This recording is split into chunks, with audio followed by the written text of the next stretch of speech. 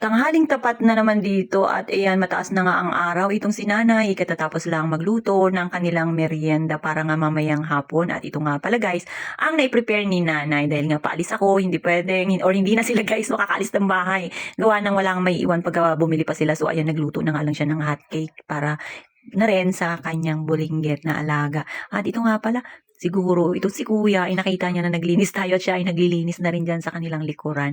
Abay, nahiya nga itong si kuya dahil nga medyo malinis na yung ating paligid ngayon. Sobrang taas na nga ng araw kaya medyo masakit na nga sa mata. Sabi ko nga kay nanay, umakyat na sila para naman makakain ng pananghalian yung kanyang bulinggit na alaga.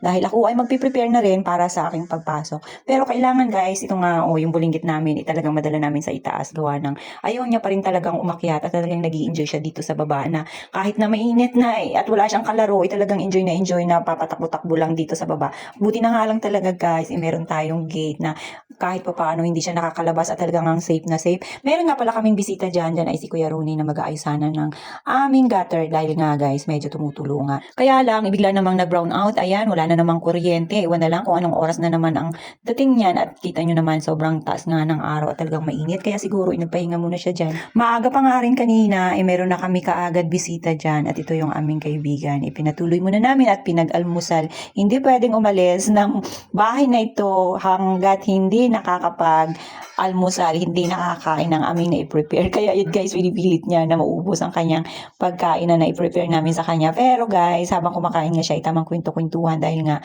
ngayon lang naman siya ulit nakarating dito at nakapasyal gawa ng matagal-tagal din na hindi sila guys pagtrabaho dito sa may harapan namin. At ito nga si nanay at yaya, may tamang patambay-tambay na lang din at ayan, tamang pasawsaw ng tinapay na matigas sa kanyang soft drinks. Maaga pa nga nagso-soft drinks na itong si nanay imbis na kape, ayan soft drinks nga.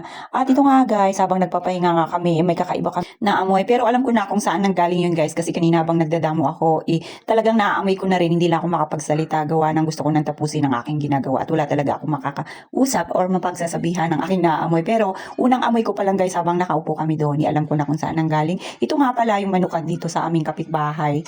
Ayan, ginawa ng poultry sa ating kalapit bakod guys. So kailangan mapagsabihan gawa ng kakaiba talaga ang amoy pagka ganito. Gusto mong makapagpahinga, medyo mahihilo ka nga sa amoy. At ito nga si Yayam guys.